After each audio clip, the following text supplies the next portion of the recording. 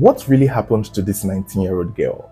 Was she murdered or was she sold to human traffickers?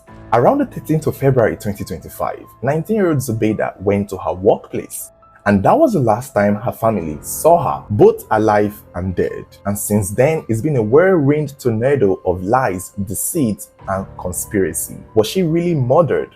Was she killed? Or was she sold like a piece of furniture? This is everything we know regarding the disappearance and suspected death of 19-year-old Zubeida, a young girl who is from Kogi State, they said, and was working at a spa called Spa Republic in Utako, Abuja. Now, Zubeida was just a manager at that spa. The spa was, however, owned by another lady by the name of Grace Okosun, also known as Sophia. Now, according to Zubeida's brother, Zubeida worked mostly during the week, and during her work days, she stayed at the workplace. She slept there. It was only during her off days that she would leave the workplace, the office, and go home to her family. She's said to be the only daughter, and her brother is named to be Abdul Hakim. Now, Zubeida's boss, that is the owner of this spa, Miss Grace, is said to be from Edo State. I don't know if that is going to be important to this story, but it might be. And according to Abdul Hakim, Zubeida's brother, Miss Grace mostly stayed in Kaduna because she had another spa there that she was also running that had a different management. So clearly, Miss Grace is a spa mogul. She seems to be in this business of therapy, massage therapy, and everything spa treatment. And she appears successful given that she has more than one establishment in 2 different states in Nigeria. But this is where things started getting suspicious. You see, on the 13th of February 2025, Zubeida was called in to work. Somewhere in the evening of that day, she got up, dressed up, told her mom and her brother that she was going to work. But the only problem is, that day was supposed to be her off day.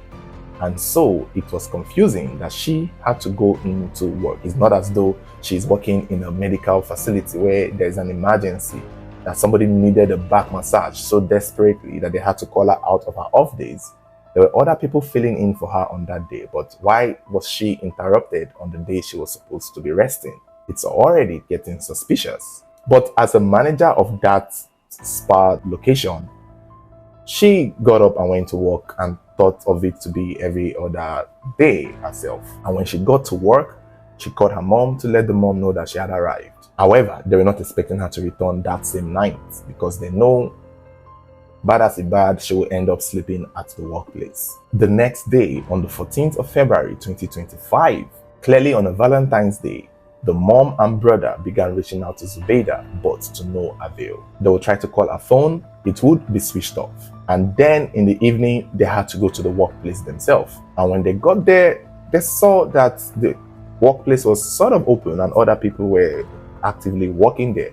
And when they asked for Zubeida, the people at the spa there told them that, oh, sorry, Zubeida is not working today. Didn't she tell you today is her off day? They also told the family that, yes, she did come on a Friday, that is the previous day, but she also left that same day. And this was when the Zubeida's mom and siblings were confused because, you know, they were under the impression that she had slept over at the workplace. So where could she have gone to? Still trying to get to Zubeida, but they couldn't because the phone remained switched off. And immediately, Zubeida's mother had to get the phone number of Miss Grace, the boss, the owner of the establishment. They called Grace and reached out to her to ask about Zubeida. But from what they said, Miss Grace was rude and disrespectful on that phone call. She kept on nagging, shouting angrily, and began tarnishing the image of Zubeida, suggesting that this was not the first time Zubeida would run away from work and go to one man's house and switch off her phone.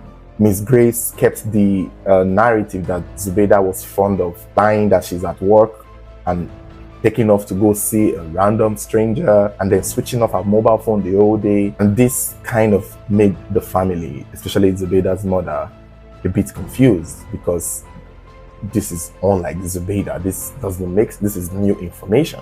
Okay, even if she's going to a man's house, why would she need to turn off her phone? Like, can they just at least speak to her? To them, they don't really care whose man's house or whose woman's house she is. They just want to speak to her because they were starting to feel like something was off. This was not normal behavior for Zubeida. That same day, they had to file a missing person report on Zubeida's name. And when the mother was explaining to the police, the only thing she could mention was Miss Grace, the boss, and the establishment. Because to the best of their knowledge, that was the last place she went to. That was the last place she said she went to. And at the office, when they went, they did confirm that Zubeida had come the previous day. That would have still been her off day. So therefore, they were certain that Zubeida had come to that establishment. And that was the last time she was seen. So at least at this point, they know that when she told them she was going to work, she did went to work. So, which made her workplace the last known location. So the spa, as well as the owner, Miss Grace, became the instant person of interest. The police decided to summon her for questioning, and she was notified. At some point, she even called the family of Zubeida to ask where the police station is so that she can go and clear her name. And they told her, expecting that she would show up to the police station to explain. Even at this point, they weren't even suspecting her, but they are believing maybe she would have information that would help. Because, when they called her, she seemed to have a lot to say. She seemed to have a whole lot. She seemed to know that Zubeida used to run away and hide and go to see man and switch off her phone. So since she had so much to say, Madam, come to the police station and explain everything you know, because this young girl is your manager in your establishment and she has been working with you for quite some time. And you know too much too. Madam No, since you got your degrees and you know every fucking thing, now come to the station and tell them everything you know. And she kept responding as though she was willing to go to the police station. She kept asking, okay, where is the police station? Okay, which officer did you go speak to? All right, I've heard, I'm coming. And that was how a day or two started going by, and the family of Zubeida realized that Miss Grace really is not showing up to the police. She's not responding to the police call. She's not, despite acting as though she wants to know where the police station is and what time she should go, but she still hadn't shown up. And that was when they started noticing that it's becoming suspicious of her. Another thing she did was she spoke to Zubeida's brother on the phone call and told Zubeida's brother that, okay, I'm in Abuja now, don't worry, I'll go and see the police. Which station again? Send me the address, I will go.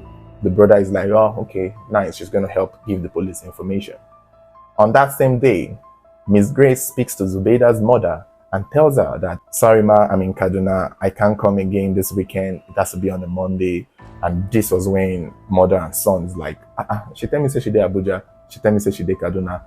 Where is she? You can't be in Abuja and Kaduna at the same time. Are you a witch? Maybe she is a witch, because the story is about to get even worse for her. That weekend, on Sunday, they called her again and asked her, Madam, what's up? How far? You say you did Abuja, yeah, go see police now. Come and see the police officers. Just come and help us tell them what you know. You know everything. You're so smart. She used to go and see man. Oh yeah, come and tell which man should they go see? More find our daughter. And then she was like, yeah, I should have been in Abuja now, but I had an emergency, so I had to go back to Kaduna. She's already doing too much. Even though you want to get away with evil, the least she could do was pretend. But you see, she had such a guilty conscience that she knew that if she had gone to that police station, it could go either way. Either they would treat her as a person of interest, or they would treat her as somebody who knows more than she actually did know. It became so bad that Zubeida's mother started suspecting that Miss Grace knows something and has a hand in the disappearance of Zubeida. She had to confront Miss Grace directly on the phone. Like, so, this one you're not coming. Did you do anything to my daughter? Did you know where my daughter is? Because I'm starting to believe you are the man that she used to go and see and switch off her phone. Because why exactly are you not coming to help the police with their investigation? Why? It's unclear how Miss Grace responded to that confrontation, but we got to know that the woman confronted her, basically pointing fingers at her. At this point, she's no longer a person of interest. She is a suspect. Now, this is where things started getting very complicated and a little bit ugly. You see, after the confrontation on that call from Zubeida's mother, two separate people reached out to Zubeida's family, that is, the mother and the brother, and they informed them that they were sent by Miss Grace, Zubeida's boss, to come and discuss with them regarding their missing daughter. Madam has still not gone to the police. However, she's sending two angels to go and do her biddings for her. And one of the guys that came to speak with the brother, Zubaida's brother had to explain to the guy what really happened. And the guy was also surprised too, because clearly Miss Grace did not give him all the information.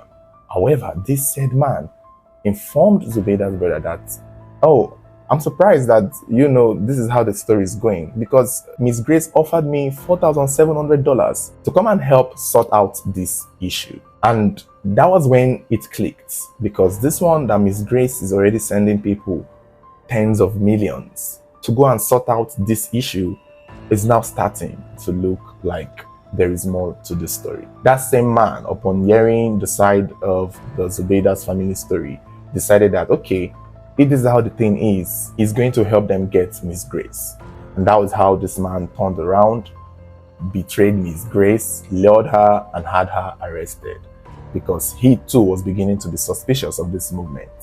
I guess to him, all he thought was something that, she could just settle out of court. But if it involves a missing person and a potential possibility that this missing person is dead, then it's more than just $4,700. And the man did not want to get involved, and that's why he had to help Zubaida's family get Miss Grace. Another lady they call Lillian was also arrested. And this said lady turned out to be the girl Zubaida gone to work with on that day she went missing. She was a fellow massage therapist, per se. Now, from here onwards, the story gets a bit blurry, because eventually they took this case to Berekete Family, a show where they judged cases like this. From there, we got to learn that there's a possible third suspect by the name of Zainab, but we don't really know the role of Zainab so well. But the two major suspects here is Grace, the boss, and then Lillian, the other co-worker of Zubaida. Now, we also got to learn from this arrest that on the day that Zubaida went missing, she was called in to go for a personal massage and I was out of office. Zubaida and Lillian were sent by their boss, Miss Grace, to go to a specific hotel, some sort of apartment, to meet a client that they were going to render home service to. Now, this is a spa, so as far as we know, the home service is massage and bone breaking, but given the nature of this woman, Miss Grace, it seems as though there is a possibility that it could have been more than just hand and oil. Private parts may be involved. However, this was not the case, because when they went to this said hotel and apartment, Lillian and Zubaida got there first. They booked it themselves, most likely under the orders of their boss. From the best of their knowledge, they were waiting for a client to come get the massage of a lifetime, hopefully with a happy ending. And this hotel was located somewhere in Gwarimpa. However, while they were in the apartment, someone knocked at the door, and when they went to open it, it was not a client. It was rather Miss Grace herself. She was the one who showed up to see Zubaida and to see Lillian. And from what is worth, it's as though Lillian herself knew that it was the boss that was coming. The only person who did not know, who was blindsided by this ambush, was Zubaida, who up until that moment was under the impression that it was a man that was coming in, or maybe a woman that was coming in for a massage. But it was their boss who showed up, and it's unclear from here onwards why or what happened. But according to Grace and according to Lillian, in this moment while they were in the police custody, and at this point of this story, Grace claimed that it was Lillian who killed Zubaida. And Lillian responded by denying killing Zubaida and said that it was Grace who had done it. Grace is saying it's Lillian, Lillian is saying it's Grace. They were busy just pointing fingers at each other. The bottom line is these two women, and maybe possibly someone else, had to jump, and by jump, they had to gather to beat Zubaida. That the reason for that hotel, the reason why they brought her there was to beat her up. And whereas Lillian participated in the beating, she is claiming that it was the boss who had used the knife to stab and kill her. So they kept going back and forth as to who killed her. Now you kill her, now you kill her. No, not be me kill her. I always slap her for neck. Now you carry knife, go stab her. Yeah. Oh my God, they just kept. This is what happens when you go to the police station. when your crime has casted. Four criminals can plan to go and rob somewhere, but the moment they get casted, they'll start pointing. Now he send us. Now it was his idea. Now he do, and he was one. Me, I was at the gate. I did not do anything. I just stood there and was drinking. I did not. I told them to stop. Now me beg them, they stop. They're not going to stop. That was just the case now. They're now throwing each other under the bus. But this admission of killing her does not even help the story at all. In fact, it's only about to make it more confusing. You see, Grace eventually finally admitted to killing Zubeida. Lillian went on to explain that when Miss Grace came into the house, she ordered them to turn off the lights, and she brought out the knife and attacked Zubeida, stabbing her multiple times on the neck. Even allegedly poured some kind of acid on her face, some kind of poison to disfigure her face, alleging that part of the reason why she did this to Zubeida was because Zubeida was most likely sleeping or seeing or dating Miss Grace's boyfriend. This was the narrative behind the attack.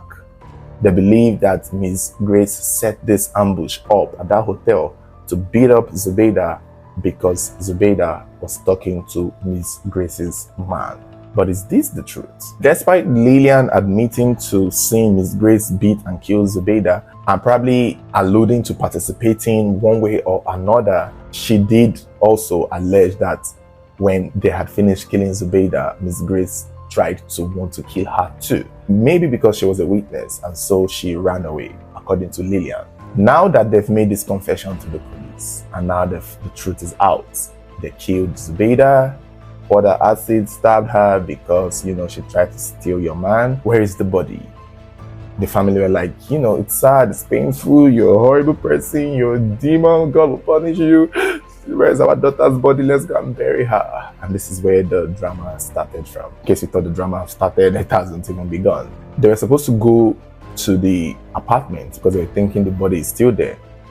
But by the time they got there, they were directed to Gwarinpa police station to hopefully see if the body had been reported there. But according to the family, the police station in Gwarinpa were still acting cherinkwan.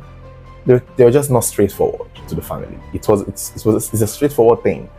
Did you see a body? Where is the body? Did you see a body at this establishment? Where is the body? Were you called about a body found at a hotel anywhere? Where is the body? But the police were not straightforward. I mean, how many bodies did people see a day at the hotel or at that specific hotel? Could have been one at least. So where is it?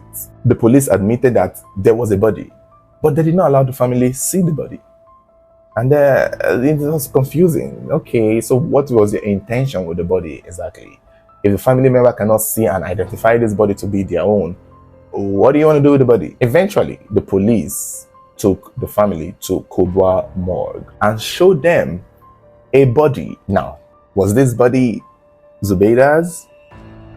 That was where the big question started coming from. When the family saw the said body that the police admitted to having in their possession that is believed to be that of Zubeida, they could not recognize it.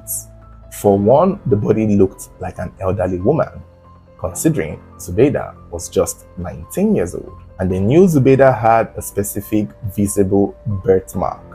And when they checked for that birthmark, it wasn't there. They did not see it. And this became the search for Zubeida, because it's not as if she was badly burnt.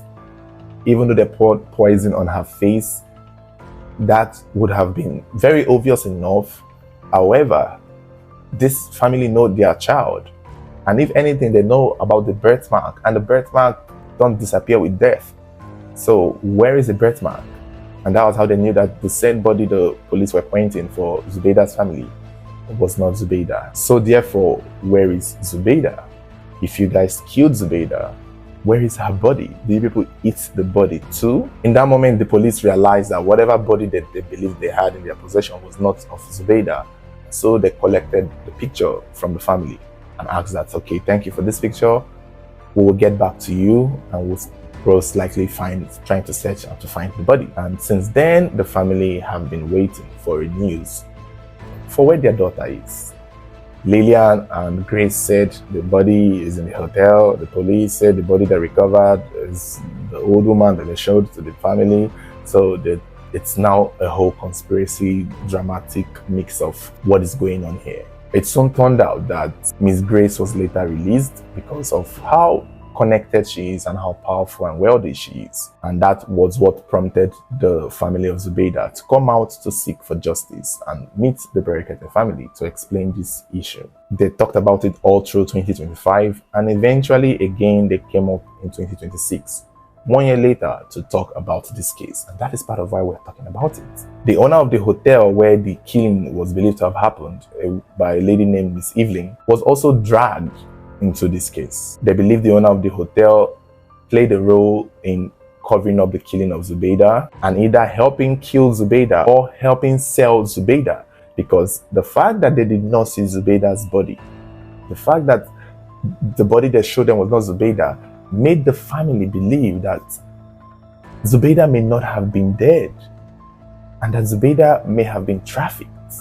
I know that my daughter is alive. They take her to somewhere. I said the court that they haven't taken us to. How did they manage to know that the judge is sick? I'm pleading people that should release my daughter from me. I know that she's alive. Because they started learning about this, their boss, and how she used to have this history and past in traveling abroad and going into prostitution and trafficking young girls, sending them abroad to go and prostitute themselves. So that is one of the narrative and line of thought that the family, as well as most people, are suspecting. They believe the whole story of killing Zubeida because he was talking to a man does not exactly tally. It was just a story they made up to cover what they have actually done. Because the one thing about a murder case is there gotta be a body, and if there is no body, there is no murder. So did they kill Zubeida? And if they did, where is her body? Because the body the police were showing them ain't their daughter. Now, it even came out that one of the suspects is unclear who. It could have been Lillian or Zainab. I don't know who this Zainab is specifically, I'm not sure, but there is a specific suspect named Zainab that is somehow involved in this. It could have been the same name as Lillian, but one of the suspects was exposed for having a history similar to that of Miss Grace, of going abroad doing prostitution and coming back home and trafficking girls and sending girls abroad. So 2 women already involved in this Zubeida's disappearance have a history of trafficking young girls abroad. And that is part of the reason why the family feels strongly that Zubeida was probably one of those girls who had been trafficked abroad, sold, and now assumed dead. It's also being said that an autopsy is being looked into to be considered for that body the police showed the family. They want to conduct an autopsy, and they also want to conduct a DNA test to be sure that that is not Zubeida for real. Because there's a possibility it could have been her. You remember the family said that she looked like an elderly woman, the body they showed her, they showed them. And we also remember that Grace admitted to pouring some kind of acid or poison on Zubeida's face to disfigure it. So I know if that poison was a thing, they would not expect the body to look like their young, beautiful 19-year-old Zubeida. But the birthmark still is gone. Was that area of the birthmark stabbed and tampered with? At the end of the day, a DNA test is just what will prove it, and it has to be done by multiple sources, multiple independent experts to give similar or the same results. Because if Miss Grace has that power to manipulate such a narrative to cover up trafficking this young girl, I bet you she can cover up a DNA test. She can manipulate that too. If she can lie and create this narrative, assuming Zubeida was actually trafficked, then she can manipulate that DNA result. The fact that she had to pay 10 million naira to cover it up at the initial time of the disappearance shows that she may have been paid so much more to just get Zubeida trafficked. But that's one thing I never understand about human trafficking. I always feel like human trafficking is usually something that is done either with the knowledge and participants of the victim, or deceitfully in a way where the victim is sent abroad but not aware of why she's being sent abroad. The fact that Zubeida would have been trafficked, to me, is least likely unless they had to kidnap her, drug her, and then we bill her over. If she had to take a plane to travel to another country, she needed to be, I don't know, awake. And if she's traveling, she would have told her family.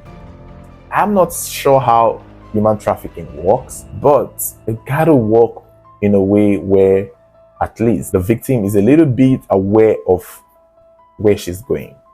You know, you book their flight, book their passport, stamp it, tell them that, oh, you're going for a job, oh, you're going to get this scholarship, oh, we're taking you to get a new life abroad. And then they get there and it's prostitution. That is how I've always imagined, or they blackmail you, threaten to kill your family. And in that note, if in that case, I think Zubeida herself would have prepared her family about the possible traveling, and that would have been the case. But the fact that the only thing she told her parents that she was going to work makes me believe that there's a chance that they actually killed this girl. There's a chance that she was murdered.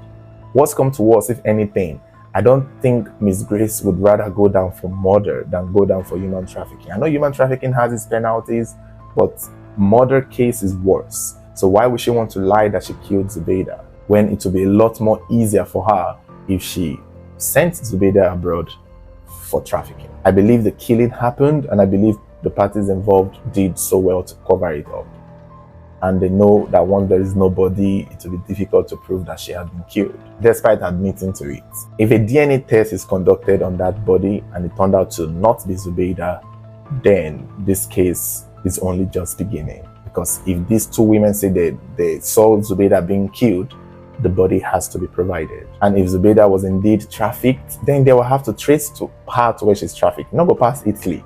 Since the woman who is doing this is an Edo woman, no offense to my Edo viewers, but we've heard that certain powerful women have this connection and power to traffic young girls abroad to Europe and across, mostly for prostitution. And maybe that's how she runs her spa, to traffic young girls for such a thing. And Zubeida, to be honest with you, is a perfect specimen. She's a perfect, when it comes to human trafficking and trafficking young girls for prostitution, the age of 14 to 18 is usually the age.